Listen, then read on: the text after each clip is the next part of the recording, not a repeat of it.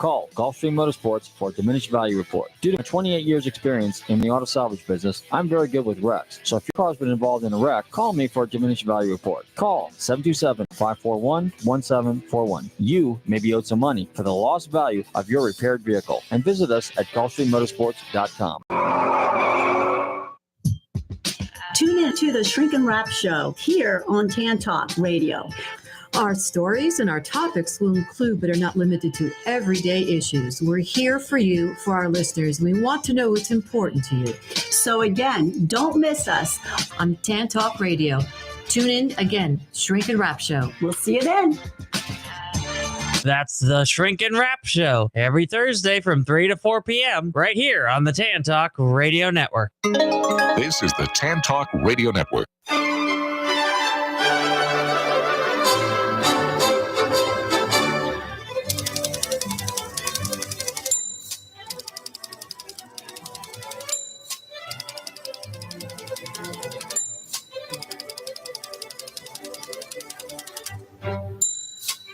Hi, this is Patsy with a Z.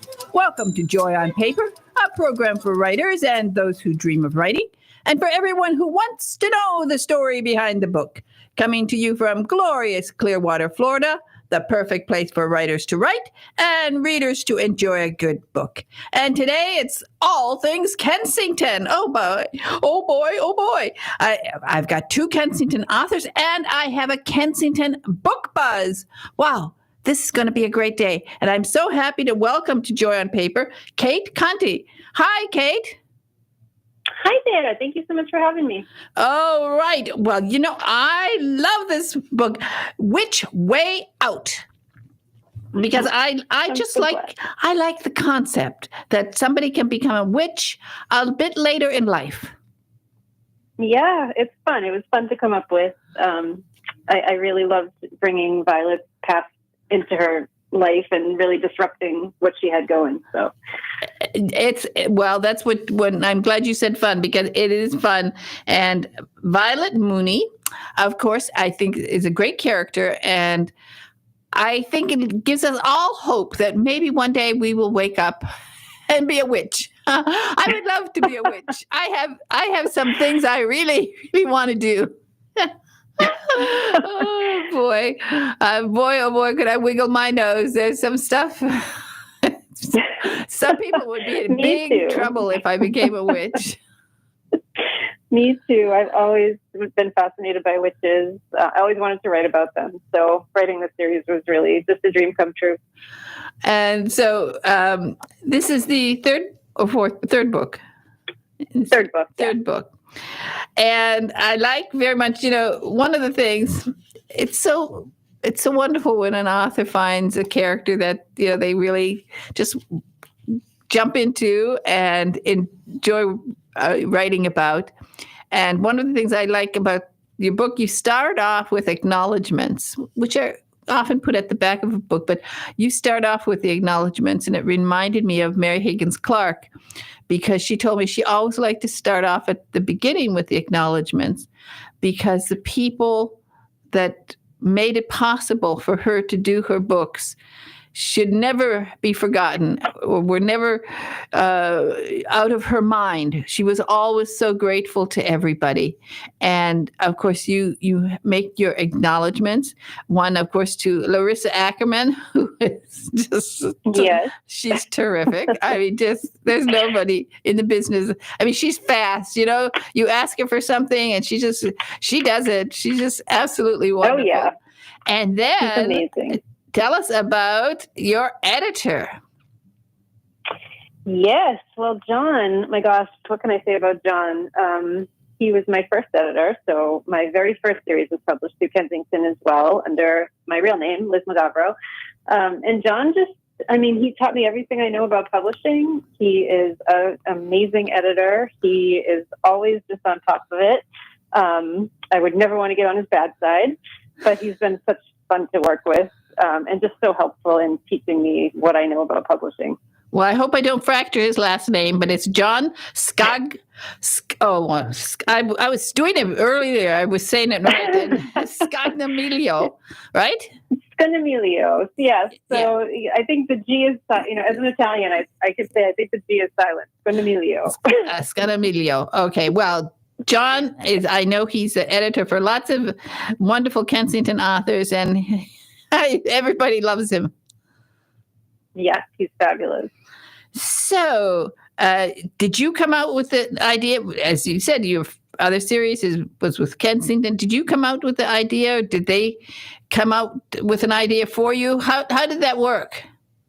Yeah, so actually this was a collaboration. The idea for the Witch series was a collaboration between John and I. So we had been talking about how long to keep my other series going and whether or not I wanted to keep going with that or start something new. And I opted for something new, and we started talking about paranormal. And we had been on the phone kind of going through some ideas I had. I had been originally thinking about ghosts and funeral homes and, something along those lines. But he was the one who said, how about like an updated version of Bewitched? And I was like, oh my God, that's perfect. Because, the whole thing with Samantha and her mother always fascinated me anyway. I have explored mother-daughter relationships in my other series as well, both of them. And it's just so much fun for me to write. And it was so much fun to think about what a, contemporary version of Samantha and Endora would look like. So that was just amazing to be able to do. Well, I thought it was a good idea when I got to the part where she's 32 years old and she discovers she's a witch, and she didn't know that all the time. And as I said, it offered me some hope. I'm just cross my fingers before I go to sleep every night that I'll wake up and I'll be a witch. And boy, I think we're all witches at heart, aren't we? I think so. So tell us now in this book. You can tell us about what's happening in this book and how you carried through the other two. Yeah, so this is the third book, as you mentioned. And so in these books, what I was trying to do was have a scenario playing out in the witch world that involves Violet and her family and some people who, were on the opposite end of the political spectrum and really wanted to keep her or get her family out of power and keep them out of power. But her coming back into the mix was, disruptive for them because she was next in line to take over. And at the same time, I wanted to have mortal murders in there as well because she was still half living in her other world. So we had two different scenarios going on. So each book had a mortal murder. And then there was a story that carried through the first three books related to the witch world. So Violet had to figure out what actually happened to her grandmother who passed away. And she was a very powerful witch and she wasn't actually supposed to have passed away. Violet finds out. And then there were some instances where other characters had been put in a genie bottle, which was the worst form of torture you could do to a fantastical being. And so she was trying to find out who was behind that and if she could save these people. So there was a lot going on. Yeah, I when I got to the genie bottle, I thought exactly it is the worst torture that you could imagine. I was when I watch NCIS and Leroy Jethro Gibbs pushes that button and people are locked in the elevator. I always thought that would be torture to me. If I was in an elevator, as much as I love Gibbs, if he did that, I would punch him out. So I wouldn't want his words of wisdom, not if I'm locked in something. No, I got trapped in an elevator once with my dog for about 45 minutes, and it was not fun. Oh, yeah, I wouldn't want to be trapped with a dog. I was trapped when I was young in a service elevator at school. We were getting the projector for, audio-visual stuff in those days, projector. Yep. But luckily, we got it from the basement, and we were coming up in the elevator. And luckily, the boy who was with me, because of course a girl can't do something like that alone, if you're a witch, you can. Yeah, but luckily I was lucky that he was sort of, I would say, a nerdy kid, and he had his lunch with him. And he was, so we got stuck, and it turned out his mother, I love his mother. She had two bagels with cream cheese and lox. And some other goodies. Those pink, remember those pink snowballs?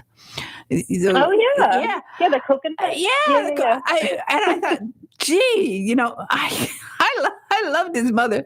So we had a good old time sitting there on the floor of this big, luckily it was one of those big elevators, so it wasn't claustrophobic. Yeah. But I got to that part about going in a genie bottle. You couldn't get me in a genie bottle.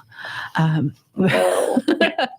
Me either. Yeah, but it's lots of fun the way you've had the opportunity to come out with ideas and just run with it. Yeah, well, thank you. I'm so glad it's resonating. Yeah, it's great.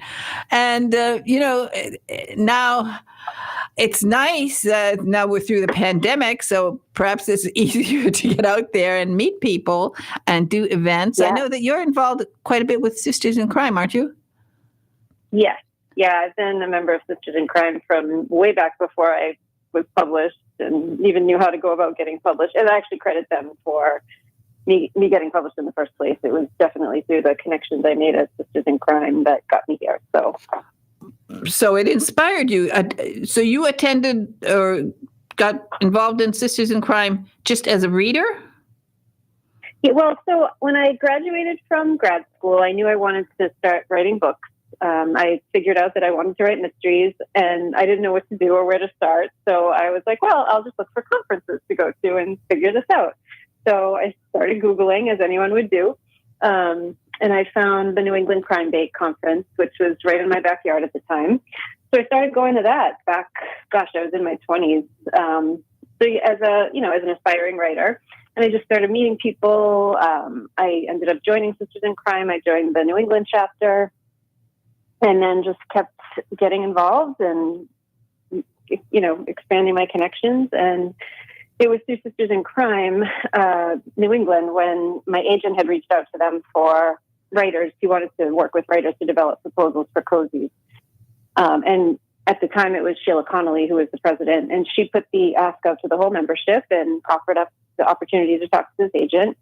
And so I did, and I ended up writing a proposal. He sold it to John. This is for my first series, and we were off and running. Wow, that's a nice success story.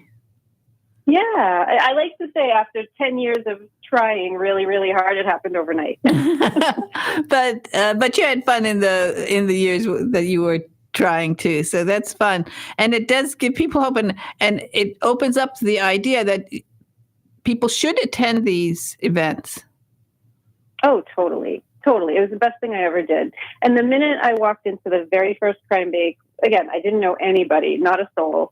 And people were just so welcoming. And I mean, that's the thing I love about the mystery community. Everyone is just so supportive and friendly, and nobody's really in competition with each other, right? It's just a very welcoming community. Somebody, an old timer from the chapter had come up to me and just introduced himself and told me, hey, if you need anything, just come find me. This is what you should do. This is who you should go see, all kinds of things, right? So it was a great experience from day one. And I just felt like I had found my people, which I think is so important, because as a writer, you can have all the goals you want, but if you don't have the right support system behind you, then there's a good chance that you'll eventually give up, right? Yeah. It's true. And so it is really nice to know that it works to be part of this organization. Of course, during the pandemic, it was terrible that everything was canceled there for a while. Yeah. But, I do think that we had some opportunities opened up to us via, Zoom. I know everyone's sick of Zoom, but really, I mean, I had the opportunity to do online events for a Sisters in Crime chapter out in Arizona, which who knows if I would have had a chance to do that otherwise, right? So I got to meet some new people. I got to, all without leaving home. So I think, we were still able to find ways to connect. And I think now that even if we are back in person and for a lot of things, I think it's also important to keep that online opportunity open, because some people aren't close to chapters and they can't get to meetings or events very easily. So it makes it more accessible for them. Now, looking at, as you said, you were interested in becoming a writer early on in your life. What authors, let's talk a minute about authors. I'm doing a little survey among authors, so I'm going to ask you, which author is your selection? Charlotte Bronte or Jane Austen? Oh, geez. I haven't read them in so long. That's a hard one. I'll go with Charlotte Bronte. Okay. And why Charlotte Bronte? I'm trying to analyze personalities by which one do you select? I just remember gravitating towards those books. I don't even know if I finished the Jane Austen. I probably shouldn't admit that on the radio. I don't know if I finished the Jane Austen book. So maybe that's just why I'm picking Charlotte Bronte. Okay. Well, because I'm Charlotte Bronte. That's my. Okay. Yeah, I think I have that personality more. Yeah. It's a stronger personality, I think. Yeah, I agree with you. So that's good. So what authors have had a impact on your writing? Oh gosh. So my number one, I mean, my community's sick of hearing me say this, but number one forever is Dennis Lehane. I remember being captivated by his book very early on and just feeling like if I could ever write like that, there's, nowhere better to go. So I adore him. I love Tana French. I just like those very atmospheric, dark writers. I get a lot of inspiration from books like that. So did you study writing school? Was that your major? Yeah, so undergrad I studied English and communications, and then for my master's it was in writing and publishing. And did you work in publishing at all? No, I didn't. I was a journalist for a while. I worked in communications and marketing for nonprofits, and then I moved to corporate marketing and communications. So I had been doing that for a long time. But journalism was really the basis for, I think, where I sharpened my writing skills and also a lot of life skills. I really think journalism prepares you for so many things just in life in general. Oh, absolutely. Now, do you like the editing process? Because quite a few of my listeners did NaNoWriMo, and they had this terrible shock that they actually would have to edit the books they wrote. Do you like that process of editing a book? Yeah, I like editing better, actually, because I love starting a book because I'm really excited about it. I know the beginning. I'm like, oh, this is going to be good. And then you get to the middle and it feels like such a slog. And for me, the end is just, Hallie Efron used to say something like putting wood through a churner or something. I don't know, some metaphor like that. But that's absolutely what it feels like to get it all out on the page. But for me, the editing part is the easiest part because then you can go back and really figure out what you're trying to say and just really make it come together. Well, speaking of metaphors, when you're in your editing process, do you go through and do you think about metaphors, alliteration, onomatopoeia? Do you keep any of those things in mind when you're editing?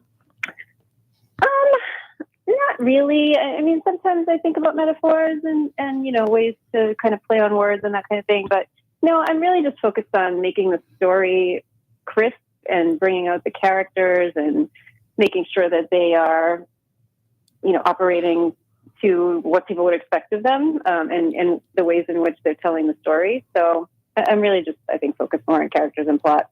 How do you keep track of your characters? One of the things that, when you have a series, you have a lot of things to keep track of. Yeah. Yes. And I wish I had started doing this early on, but I do have a book Bible for, actually not for the Full Moon Mysteries. I have a book Bible for my Cat Cafe series, which is got the most books out of all my series at the moment. So I have a book Bible, which just means every book I have all the characters, I have the towns, I have, what people drive, what they look like, any relationships that they have or that have evolved during the story, just so I can try to make sure I don't mess up, because people notice those things when you mess up. Oh, they I've do. done it before. It's funny. Oh, yes. They really do. They'll notice you changed the color of the car. When did they paint that car? Yeah. Yeah, I had a terrible faux pas where in my second Cat Cafe mystery, I had one of my main characters' last names wrong. It was different from the first book to the second book, and it had been because I think I had been playing around with the last name when I started the series, and I inadvertently grabbed the wrong name when I was doing the second book, and I didn't catch it. My beta readers didn't catch it. My copy editor didn't catch it. No one caught it. And then a bunch of readers have written to me, and still to this day, I will get emails that says, "You know, Grandpa Leo's name is different in the second book." Well, I love it when fans are so into a character that they start thinking of the character so they know the name. Yeah, no, for sure. It's great. But I feel stupid. I know. But it's a sign of success. So you did a good job there. That you made your readers care about your characters, and they don't want to change their name without some reason. So that's great. I think that's great. That's a great compliment, actually. Oh, that's a lovely way to reframe it, because every time I get an email like that, I just cringe. I'm like, oh, I can't believe I did that. No, it's a compliment. Otherwise, they wouldn't care. If they didn't care, that's worse. That they care. Yes. That's really great. So I think that's a compliment. Well, I want to thank you so much for, did I pronounce your name right? Conte? You're saying Conte? Conte? Yes. Conte. Conte. Yep. Conte. Okay, so it's Kate Conte, Which Way Out? It's a Kensington book. Beautiful cover, as always, with Kensington, isn't it? Yes, it's gorgeous. Gorgeous, really gorgeous. Well, again, thank you so much for joining me today. It was a joy to talk to you. And thank you so much for having me. Oh, your website. We need your website. Yes, it's kateconte.com, CATECONTE.com. Okay, well, great. Thank you again for joining me today. It was a pleasure to talk to you. Thank you so much, you too. Okay, bye-bye now, Kate. Bye. All right. Okay, as I said, a gorgeous cover from Kensington, and now we have a book buzz that Rita Moreau did for another Kensington author, and this one is for Carol J. Perry.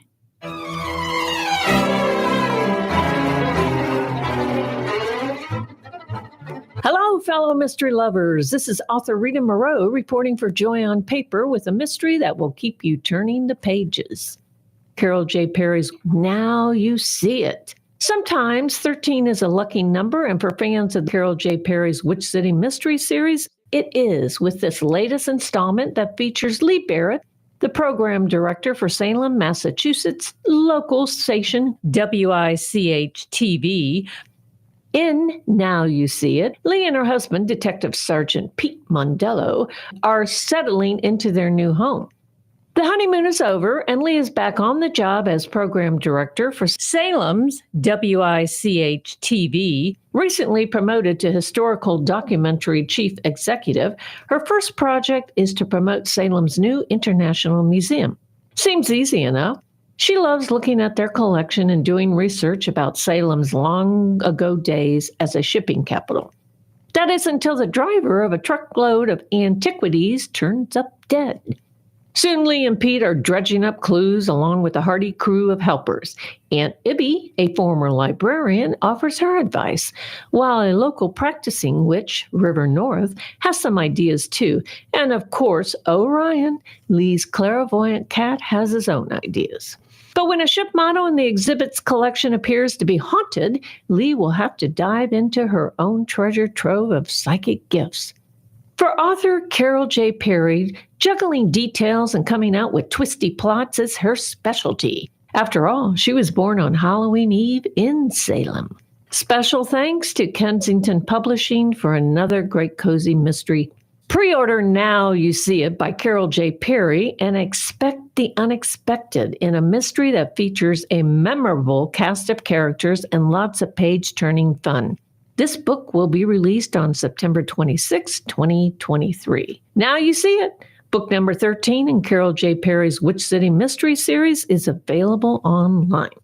This is Rita Moreau, author of the Ghost and Camper Cookie Mystery Series, reporting for Joy on Paper. For more of my suggestions, go to our website, www.radio-joyonpaper.com. Buzzing off for now.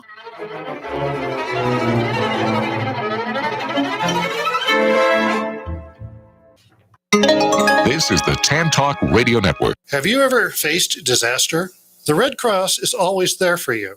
The Red Cross responds to a call for help every 8 seconds. They have never turned anyone down. Now they need your financial support so that they can be ready to help you when the need arises. Donate online at redcross.org. Thank you. Are you an author, an artist, an inventor? Then you need to protect your valuable intellectual property. You need Larson & Larson. We have the experience and knowledge to help you with all of your legal needs, from processing trademark, copyright, or patent applications to negotiating licensing agreements and handling litigation. The attorneys at Larson & Larson in Largo, Florida can help protect you. Call us today for a no-cost consultation at 727-546-0660 or visit our website at larsonpatentlaw.com. Do you dread being called on to speak at meetings or family functions? Have you envied those who can sway an audience with well-chosen words? Do you know that people who speak well earn more money, earn more rewarding careers? Gain the confidence to master any speaking situation. Toastmasters will allow you to find your voice. Go to toastmasters.org to locate the club nearest you. This is the Tan Talk Radio Network.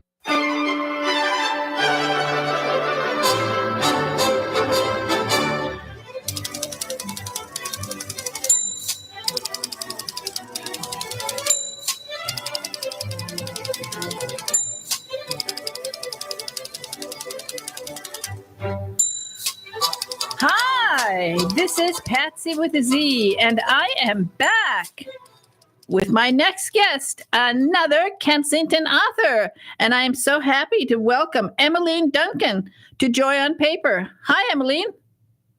Hi, thanks for having me today. Oh, right. Oh, a lovely cover, isn't it? Yeah, I feel very lucky. I think all of my Kensington covers are amazing illustrations. They are fantastic. I was always, I can always tell. I get piles of books. I'm getting now like 10, 15 books a week. And so I pile them up. But I always, when I see a Kensington cover, I recognize it because it's top quality. I actually just learned that the illustrator who does my covers lives in Japan. Wow. And I guess she does quite a few covers, but it was really fun because I met through social media her artist rep. So I sent him some stickers to send along to her as a thank you for such distinctive and fun covers. Well, they are. And the name of the new book is Flat White Fatality. And as soon as I realized it wasn't about a hit and run, I was happy.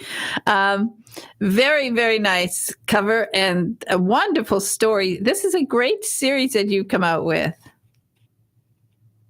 Yeah, I really enjoy writing them. They're very focused on coffee culture and also, very much like a Pacific Northwest story. I try to make Portland, Oregon feel like a character in the book.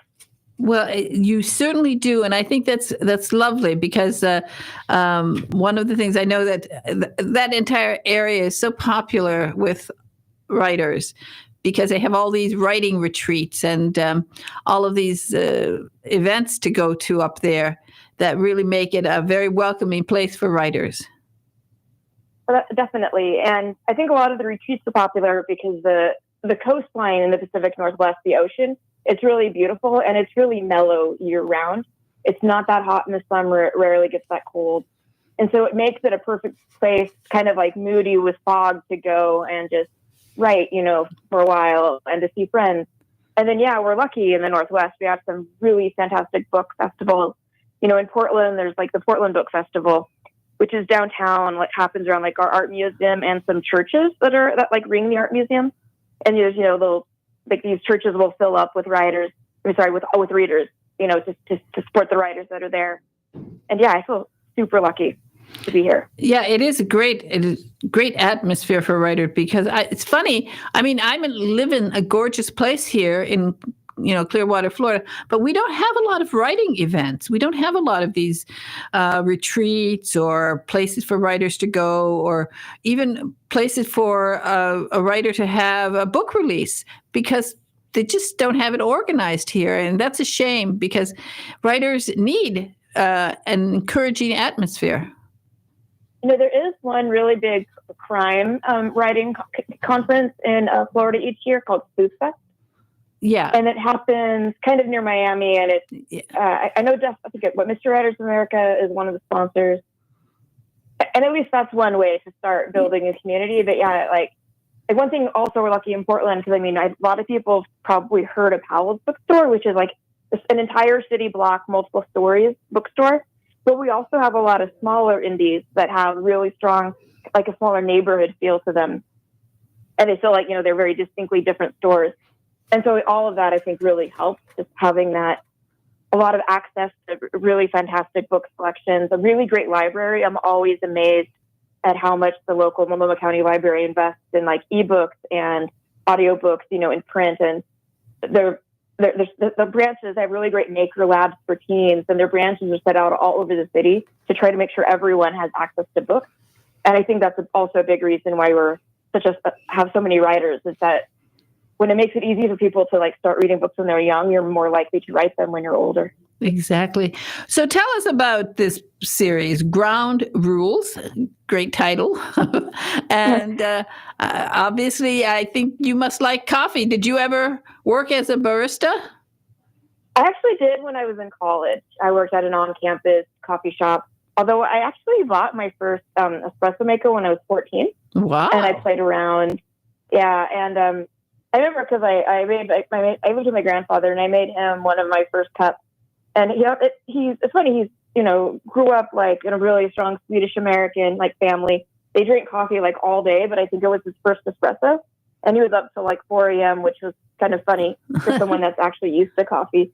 Yeah, like I learned a lot about how to make coffee early. Obviously got very into it, and then just living in Portland, where there's a ton of micro roasteries and really great coffee shops. Going out for coffee has always been fun. And then a few years ago, there was a food cart pod about a little less than a mile from my house, and my dog and I would walk to that food cart pod almost every day because there was a coffee cart that had dog biscuits. So I would go and I would get a coffee. My dog would get his biscuit, and I got to know that coffee cart owner and some of the food cart owners, and realized that they were a very unique small community within the bigger city. And I realized that would be a really interesting place to set a mystery, because a lot of cozy mysteries are set in small towns. And this was a way to get that small town feeling, but be in Portland, where I could bring in, a lot of the fun, cozy elements, but make it a broader story in a city. And so that's where the Ground Rules coffee cart came from. And and the first was Fresh Food Murder. And then in book 3, in Flat White Fatality, the action takes place more around their coffee roastery and the video game development studio next door, which I thought was fun to spend the first couple of books exploring, a small business owner, around coffee, around like another smaller business, doing video games, where it's something that people are also very passionate about, but it's a different type of passion. Well, it does. It makes it a lot of fun. So tell us about your main character and how you came up with the idea, and a little bit about the characters in this book.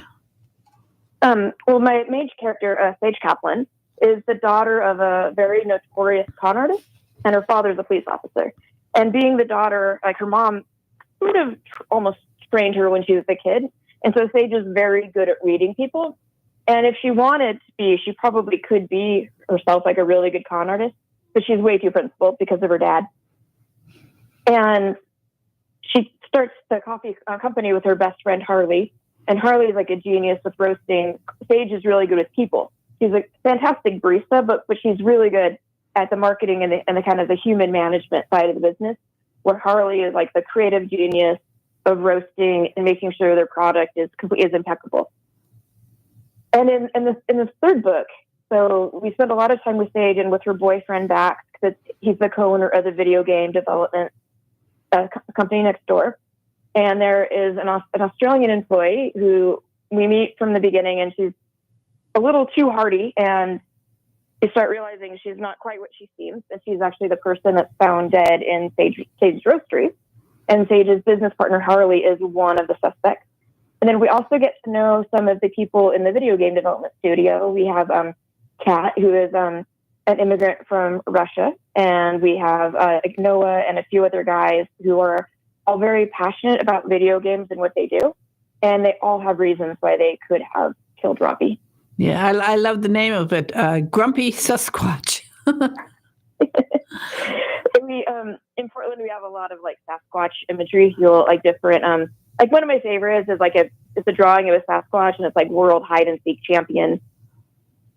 And you'll sometimes see little like illustrations of Sasquatches doing Pacific Northwest things. So naming the video game studio Grumpy Sasquatch just very fit the kind of Portland feel that I was looking for. Well, it works very nicely. I think it's a great story and lots of fun with your characters.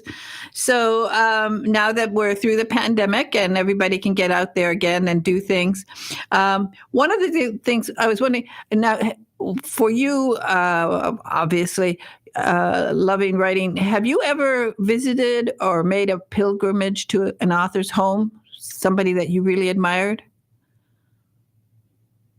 I can't think of a specific home that I've gone to. I've looked at like Agatha Christie's house would be a really cool, and I've heard it's a really fun kind of museum.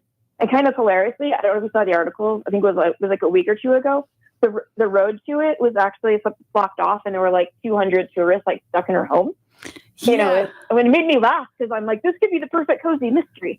I read that too, and I thought the same thing. I thought, oh my goodness! And I lived in England for quite a while, so I actually have been there. That would give you a lot of suspects when you have so many. Yes, but I would love to like. I do like reading about authors and like, and where they're from, but I guess I just haven't been able to really go the next step of like, visiting like a pilgrimage to like their home or something. If you could, whose home would you like to go to? Where would you? Definitely Agatha Christie's high up there. I've also heard fun things about Hemingway's home in the Florida Keys. Oh, yeah. Because of his cat with a pterodactyl paws. Yeah. And it is a great trip too. Yeah, you have to come over to Florida and you can go down there. It's a wonderful trip. And of course, when I lived in England, I had the opportunity to do lots of pilgrimages to authors' homes. As a matter of fact, the reason I moved to England was because of Jane Austen. I was a Jane Austen fanatic when I was young, and I decided when I was 11 I was going to move to England and live near where Jane Austen was born. And that's what I did. When I was 21 years old, I moved to England and lived not too far from where Jane was born. I'm glad that at the time, when I was young, I wasn't crazy about Charlotte Bronte. I'm glad I didn't select that, because if I would have then moved to where she was born, I would have been sorry, because she's up in Yorkshire and the weather's terrible up there. I did once go to Bath, England, and I did do like a walking tour that did focus on a lot of the Jane Austen sites in Bath. So it's from some of the film adaptations and her own life. Yeah. They I know they always have tours there. She wasn't born there. She was born over a little east, quite a bit east of that, and that's where I lived. You didn't get up to Yorkshire. Now, most people don't get up there. There's a possibility I'll actually visit Yorkshire next year, do kind of Scotland and a little bit of Wales and maybe Cornwall. And so I do hope to see Yorkshire, just because, I don't know, I watch stuff like, I guess it's also like Northumberland, like, like the Vera TV shows, and it looks so beautiful in that area of England. That part of it. Well, you check that you go during the time that there's heather, because it is quite overwhelming. When you see the heather, it takes your breath away. It's like, you can't even imagine it. The photos never do it justice. To see that fields and just rolling hills of heather are quite remarkable. They have a season. They have heather events. So make sure you get the right time of the year, the right months that they. I will definitely check that. Yeah, you'll love it. You'll love it. So, what are you doing to promote your book? Are you doing some events this year? Yeah, I did a few right when it came out. And I did some like at Powell's in Portland, and I went to Texas. And then later in August, I'm doing an event in Seaside, Oregon, which is on the coast. And it's going to be like a Bites on the Balcony where it's like snacks and books. So that's great. But the really fun event I'm doing is this October. It's Ashland, Oregon. They're having their first mystery festival. And there will be 10 cozy mystery writers. And we're doing a mix of events throughout town over the course of a weekend with like pop-up events, like I'll be at a coffee roastery, probably doing maybe some coffee tasting with anyone that wants to come. There's like wine tasting. There's a couple panels, but they're not your traditional mystery. Like it's not just going and hearing about the books. I think we're going to practice trailing. One panel is going to give people like suggestions on how to trail people through town, which I'm sure won't be awkward at all. And most of the events are free. A few are ticketed, but those are like dinners and stuff like that. And this is the fun part. There will be a mystery for attendees to solve. Ah, that sounds good. And when is that going to be? October? That's October 20th, 21st, and 22nd. And it's in Ashland, Oregon, which your listeners might have heard of because of the Ashland Shakespeare Festival. It's a huge Shakespeare festival that happens every year. They have like an outdoor stage that mimic, the stages you would have found in England in Shakespeare's time. And they have a bunch of also indoor venues. Oh, this sounds like lots of fun. Absolutely. That's fantastic. And now, for you, of course, promoting a book is always a lot of work. Nowadays, it's for everybody. Do you have particular social media that you find more effective? I know Instagram is probably my favorite. I find it the most natural to use, and I enjoy the engagement that I get from readers and just interesting people. Facebook, of course, I have a Facebook page, and I enjoy that as well, but I think Instagram it's the most fun. And I know some people that really love TikTok, but I know for me, being on camera, I don't find as much fun as doing interesting photos, which is why I lean more towards Instagram. Well, one of the things that I tell my listeners who are thinking about writing is that they have to read widely, not just cozy mysteries, but they should be reading lots of different books. So what type of books do you like to read when you're not reading cozy mysteries? I have a definite love of urban fantasy, like some of the fantasy that's not super high fantasy. Like I really loved the Kate Andrews series. Sorry, it's Kate something, and it's Ilona Andrews. Ilona Andrews is the author, and that was one of those the urban fantasy series that came out in 2010. But it's this perfectly paced 10-book series that has an absolutely phenomenal conclusion, which I find really impressive. I read some nonfiction, especially kind of quirky nonfiction, and I also read a lot of mysteries. Some romances. I do like the occasional rom-com, and I just try to read. I try to go to the library and pick up a lot of things that I might not have picked up otherwise, just because it makes it really interesting to try to go outside of my usual boundaries. And then I also love seeing what other people are reading and enjoying, and I pick up a lot of books to see like people I know that I really appreciate their taste. And they love this book, maybe I'll love it too. That's one of my favorite ways to find books. Okay, well, I think that one of the things that's so important for writers is that they read themselves, because they need really to have a big background in so many subjects, because you never know when you will need it, when a certain thing will be just perfect for a character.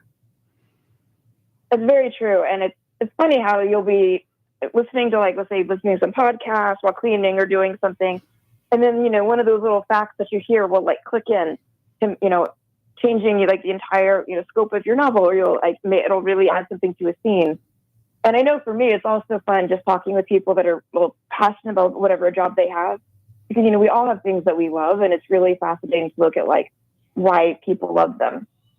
and helps you make good characters too when you realize that, everyone has their own things that they love and adore. And it's so good. Yeah, and one of the things when you're a writer, and if you want to be a good writer, is to be aware of things. Recently, I was talking to Douglas Brunt, who wrote a book. It's coming out in September, and it's about Rudolf Diesel. Now, everybody's heard the word diesel all their lives. We all know that word, but very few people ever thought about, well, where'd that word come from? And when somebody mentioned diesel, that he should make his boat into a diesel boat, all he heard was that word diesel. And then he said, well, where's that word come from? And he looks it up and discovers that Rudolf Diesel was an inventor who invented diesel fuel. And from that one little word, he got the idea to do work, and he did 2 years of research to come out with the book. So you never know. Isn't it wonderful? That's the great thing about being a writer. Just a few words can lead you on a major adventure in your life. Oh, for sure. And it's funny because sometimes you'll spend an entire, afternoon, you're looking up one small fact, and you end up spending an entire afternoon making sure you have one sentence right. Yeah, then other times you might be doing the research for a couple of years to make sure either it's nonfiction or just to make sure that some element that you're writing is completely accurate. I don't know if you've ever read anything by Dana Haynes. He's an Oregon writer. He had a series about the people that investigate plane crashes, and so that was years of research into all the different components of who investigates when something like a plane crashes and something goes terribly wrong. Well, it is always such a joy to talk to Kensington authors. I'm so happy that you came on the program today. And again, special thanks to Larissa for arranging it. The name of your book is Flat White Fatality. Great cover. Emmeline Duncan. And what's your website and social media? My website is just emmelineduncan.com. And you can find me on Instagram as writer Emmeline Duncan. And also that's the same also on Facebook and on Threads, writer Emmeline Duncan. And then I'm on TikTok and Twitter as Duncan Emmeline. Okay. Well, it was a joy to talk to you today, Emmeline. Thank you so much for being on Joy on Paper. Thanks for having me. Okay. Bye-bye now. Bye. Bye. Okay. Special thanks to Kensington for both of these authors today, and of course for Carol J. Perry. Now I'm going to play something from Jim Lamb, one of our literary gems. I think we have it ready. Some say the phrase red herring started in the 19th century. It describes a technique used to decide if a hunting dog was truly ready to track down animals, like a fox or a rabbit. After the dog was trained, a smoked herring was tied to a string and dragged across the trail. If the dog ignored the fishy scent, it was ready. If not, it was back to square one. I'm Jim Lamb. Let's get started. Great authors use red herrings to distract readers from real clues and hard evidence. The result? A wild goose chase that is both entertaining and engaging, but ultimately useless when it comes to solving the case. Where do red herrings work best? Mysteries and thrillers. Here are a few examples.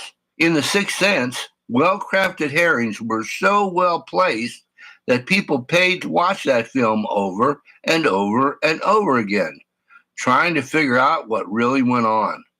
The Usual Suspects was another film chock full of herrings. That's why the ending was such a stunner. But the granddaddy of all red herrings is Murder on the Orient Express, a story teeming with more fishy twists than Finding Nemo. What makes a great red herring? Well, it should be genuinely plausible, but tinged with a nagging flaw. Take Cary Grant's character in North by Northwest. The villain and his crew think Roger Thornhill, played by Grant, is a secret agent named George Kaplan. The audience knows he isn't. The CIA and FBI know he isn't. Doesn't matter. Why? because this fast-paced adventure thriller is so filled with relentless twists that there's no time to ponder the possible inconsistencies. Other watch-worthy herrings include Shutter Island and The Matrix. But it's a film called The Prestige by Christopher Nolan that interweaves its surprises in such a clever, dark, and nuanced fashion that by the time the story ends, the audience has to take a shower to wash off all the fins and scales left by the slew of fishy tails. And speaking of showers, Alfred Hitchcock's off-the-scale Psycho, in Psycho, set a standard so high for red herrings that you'd need a flying fish to top it. But don't let that stop you from using this intriguing technique, especially if you want to engage and entice readers. I'm Jim Lamb, and you've just learned a little something about red herrings. Okay, thank you, Jim. That was great. And it is one of the things that, especially for mystery writers, they need to know about red herrings. And the well-plotted cozy mystery will have very well-plotted red herrings. I think perhaps Dorothy Sayers is one of the best, in addition, of course, to Agatha Christie. But it takes a lot of thought to get just the right red herring. And I recently was reading a book, and I realized after I read about 3 pages, I said, oh my goodness, this is going to be fun, because this person has already laid red herrings for me. And it was done so subtly that I know that most people wouldn't even notice it, but I did. And it's a fun read. So I'm going to have that author on soon, and we're going to talk about red herrings in her book. Very, very clever writing. One thing, Bill Larson is going to be on the program in a few weeks. And meanwhile, if you have a question, intellectual property question, go to my website, radio-joyonpaper.com, and I have a link right at the top. And there's a link. All you have to do is click on, and you can write your message, because more and more you are really getting worried about AI.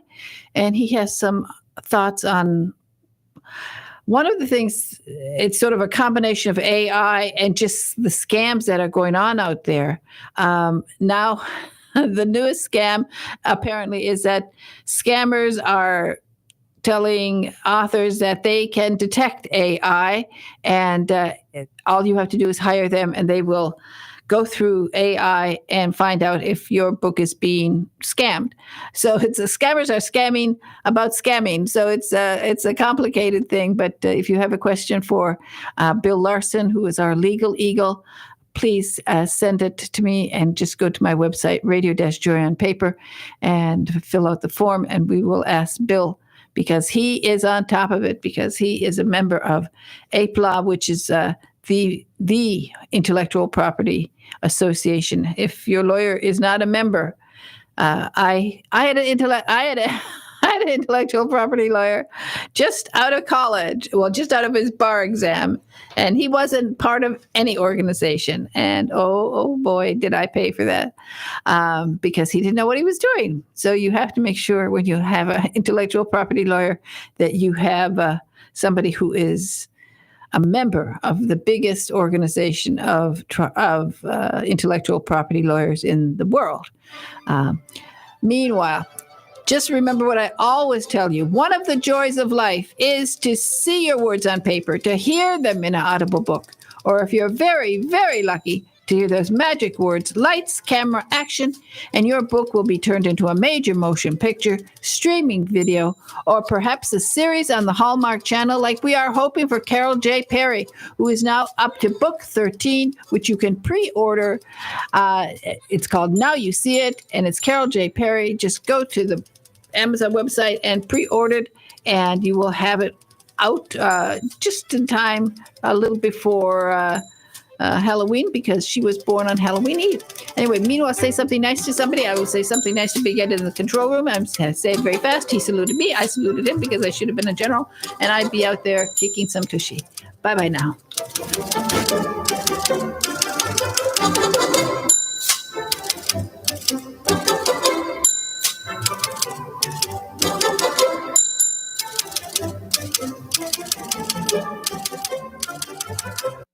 WTAN, Clearwater. FM 106.1. WDCF, Dade City. FM 102.3. Listen.